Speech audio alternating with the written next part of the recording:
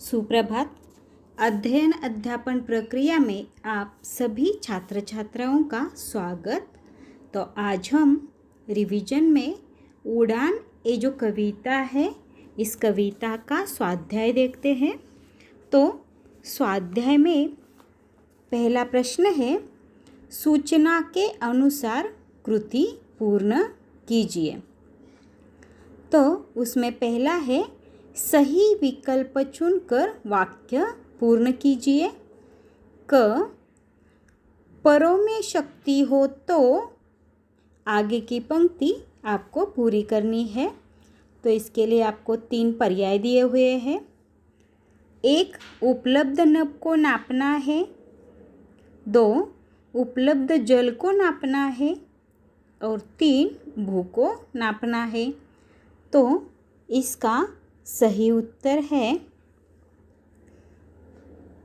परों में शक्ति हो तो उपलब्ध नब को नापना है। इसमें दूसरा है ख, सुलगते आप बाहर से आगे की पंक्ति आपको पूरी करनी है और पर्याय 3 दिए हैं। 1, तपन नहीं मांगा करते। 2, अगन नहीं मांगा करते। और 3, बुझन नहीं मांगा करते। तो इसमें से सही पर्याय चुनकर आपको लिखना आवश्यक होता है। तो सुलगते आप बाहर से अगन नहीं मांगा करते, ये इसका उत्तर है। तो दूसरा प्रश्न है, निम्नलिखित काव्य पंक्तियों का सरल भावार्थ लिखिए। तो पंक्तियाँ कौन सी दी है? तो अंधेरे के इलाके में नमन मांगा नहीं करते। यहाँ तक ये जो पंक्तियाँ हैं उन 4 पंक्तियों का भावार्थ आपको यहाँ लिखना आवश्यक होता है। तो आइए देखते हैं भावार्थ। तो प्रस्तुत गज़ल में कवि कहते हैं, इंसान के पास स्वाभिमान का होना बेहद ज़रूरी होता है। उसे अंधेरे के इलाके में किरण नहीं मांगनी चाहिए। यानी जब संकट की स्थिति निर्माण हो जाती है तब इंसान को स्वयं ही उसके साथ संघर्ष करना चाहिए। किसी से मदद नहीं मांगनी चाहिए। जहाँ पर कंटकों का यानी कांटों का वन होता है वहाँ पर कांटों के अलावा कुछ नहीं होता है। वहाँ पर सुमन नहीं हो सकते हैं। अर्थात संकट की परिस्थितियों में सर्वत्र कांटे ही कांटे होते हैं। वहाँ पर दुख दर्द व पीड़ा ही होती है। वहाँ पर हम सुख की अपेक्षा नहीं कर सकते। जो व्यक्ति सचमुच आदर का अधिकारी है उसके सामने दूसरे लोगों के मस्तक अपने आप झुक जाते हैं। ऐसे व्यक्ति को किसी से नमन या आदर मांगने की ज़रूरत नहीं होती, बल्कि उसे तो अपने आप आदर मिल जाता है। व्यक्ति के पास विनम्रता होनी चाहिए। ये इन पंक्तियों का भावार्थ है। अगला प्रश्न है, कविता द्वारा दिया गया संदेश अपने शब्दों में लिखिए। तो ये जो कविता है उड़ान, इस कविता का संदेश हम देखते हैं, नहीं इस प्रश्न का उत्तर देखते हैं। प्रस्तुत कविता के माध्यम से कवि ने व्यक्ति को मानवीय गुणों को स्वीकार करने के लिए कहा है। स्वाभिमान, विनम्रता, दूरदृष्टि, बुलंद हौसले आदि गुणों को स्वीकार करने से व्यक्ति प्रगति की ऊंची उड़ान भर सकता है। फिर उसके लिए कुछ भी असंभव नहीं होगा। जिस व्यक्ति के पास मानवीय गुण होते हैं उन्हें किसी के भी पास हाथ फैलाने की आवश्यकता नहीं होती है। ऐसे लोगों को समाज में मान सम्मान, कीर्ति व यश अपने आप मिल जाता है। अतः व्यक्ति के पास मानवीय गुणों का होना ज़रूरी होता है। यानी जो मानवीय गुण है उन गुणों को अपनाने का संदेश इस कविता द्वारा कवि ने दिया है। अगला प्रश्न है, कविता में प्रयुक्त विराम चिन्हों के नाम लिखकर उसका वाक्य में प्रयोग कीजिए। यानी इस कविता में जितने भी विराम चिन्ह आए हुए हैं उनमें से कुछ विराम चिन्ह लिखकर उन विराम चिन्हों का वाक्यों में प्रयोग आपको करना है। तो पहला है अल्प विराम और वाक्य सुनो। विजय, रमेश, दिनेश और काजल घूमने के लिए आगरा गए। तो इस वाक्य में देखो अल्प विराम का प्रयोग किया है। दूसरा है पूर्ण विराम। वाक्य है, स्वतंत्रता हर इंसान का जन्मसिद्ध अधिकार है। यहाँ पर पूर्ण विराम का प्रयोग किया है। तीसरा प्रकार है योजक। पुत्र के लिए माता पिता की सेवा से बढ़कर कोई धर्म नहीं। तो माता पिता इन शब्दों के बीच में जो चिन्ह दिया है उसे योजक चिन्ह कहते हैं। चौथा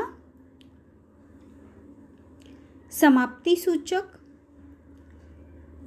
उदाहरण, इस तरह विजय ने कठोर परिश्रम व लगन से परीक्षा में सफलता हासिल की।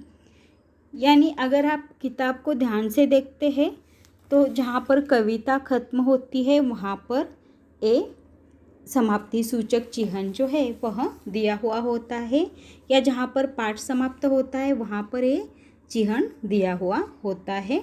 तो इस तरह से आपको चिन्ह और उसके प्रयोग वाला एक वाक्य लिखना आवश्यक होता है। तो अगला प्रश्न है, संजाल पूर्ण कीजिए।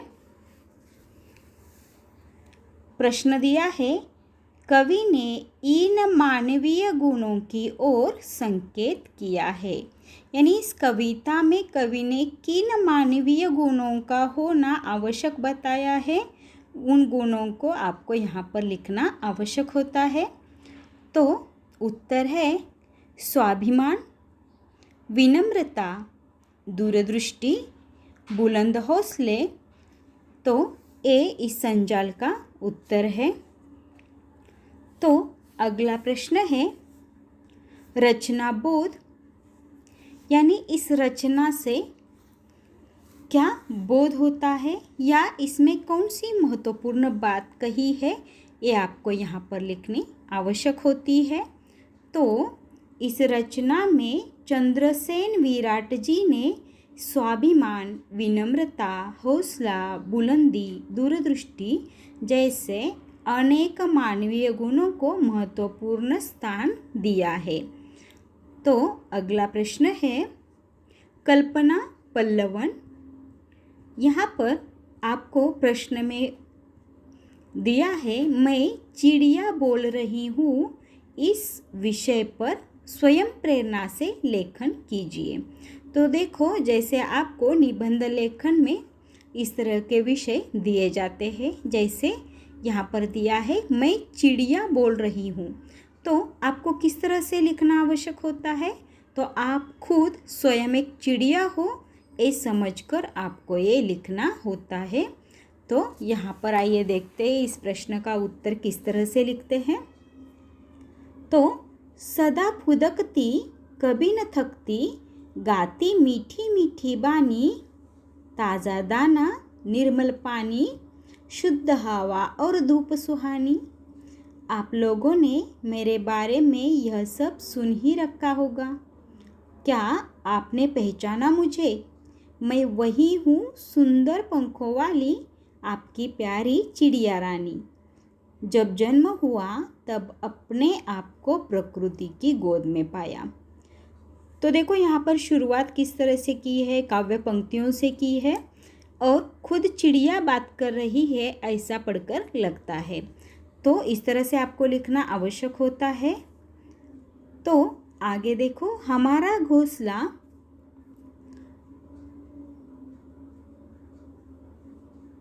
आम के पेड़ पर था, मेरे साथ मेरा छोटा भाई भी था। आपको लगता होगा हमारा जीवन कितना आसान होगा, सिर्फ एक डाल से दूसरी डाल पर फुदकना, लेकिन ऐसा नहीं है। हमारा जीवन भी कठिनाइयों से भरा होता है। दाने की तलाश में हमारी माँ बेचारी ना जाने कहाँ तक उड़कर जाती थी। हम दोनों पलके बिछाए उनके आने की राह देखते थे। थोड़ा बड़े होने पर हम भी उड़ना सीख गए। एक दिन नई जगह की तलाश में मैं इतनी दूर चली गई कि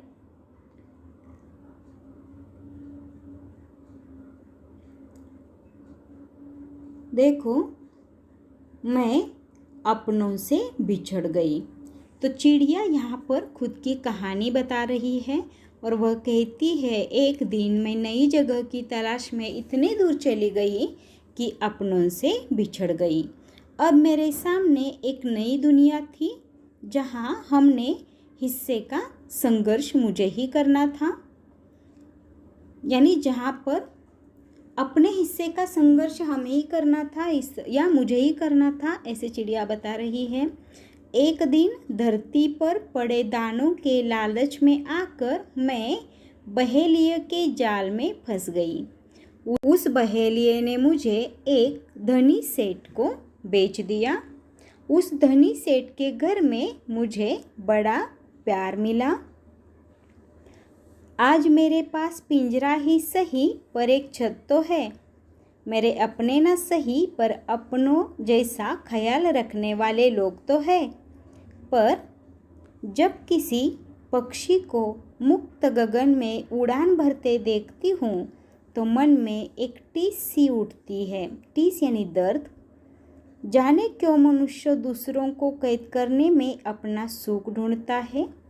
तो ये जो प्रश्न था इसका ये उत्तर है कि मैं चिड़िया बोल रही हूँ इस विषय पर लेखन किस तरह से करते हैं।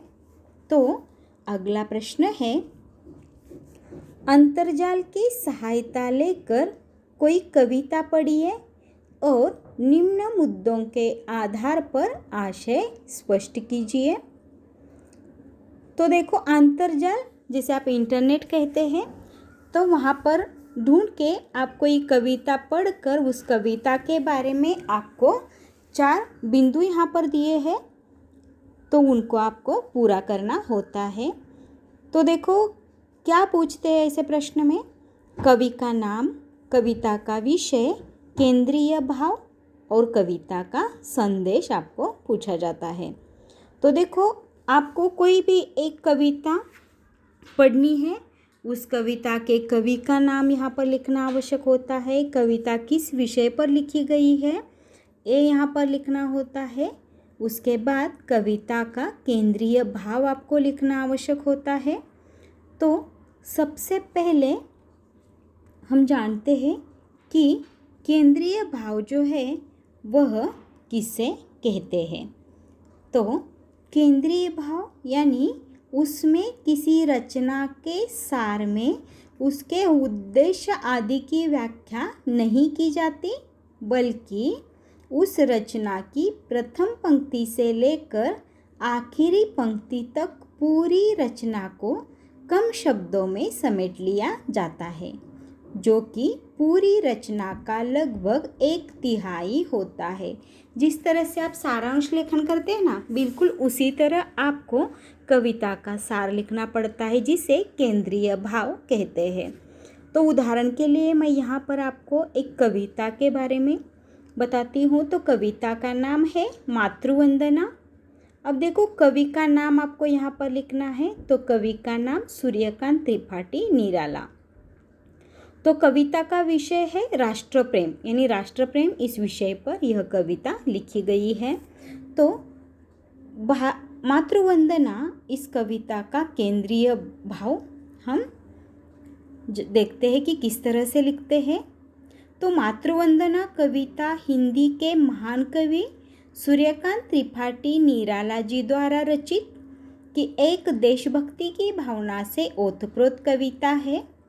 निराला जी ने अपनी कविता मातृवंदना के माध्यम से मातृभूमि भारत के प्रति अपनी श्रद्धा और भक्ति भाव प्रदर्शित किया है। निराला जी ने अपने जीवन में स्वार्थ भाव तथा जीवन भर के परिश्रम से प्राप्त सारे फल माँ धरती के चरणों में अर्पित करते हैं। निराला जी ने इस कविता के माध्यम से हर भारतवासी को अपनी मातृभूमि के प्रति कर्तव्य निभाने के लिए प्रेरित किया है। कवि कहते हैं कि अपनी मातृभूमि को स्वतंत्र करना और उसके सम्मान के लिए अपना सर्वस्व अर्पण कर देना ही हर देशवासी का कर्तव्य है। तो इस तरह से किसी भी कविता का केंद्रीय भाव लिखते हैं।